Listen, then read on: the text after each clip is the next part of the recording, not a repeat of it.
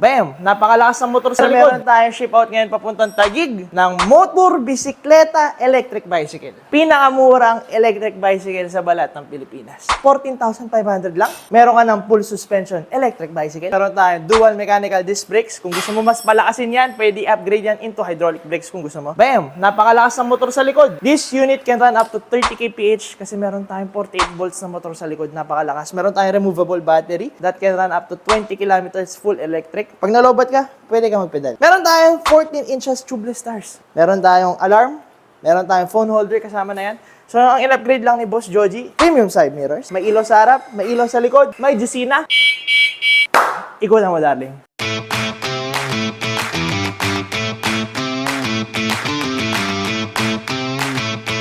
Tara na at maglesonan, baby.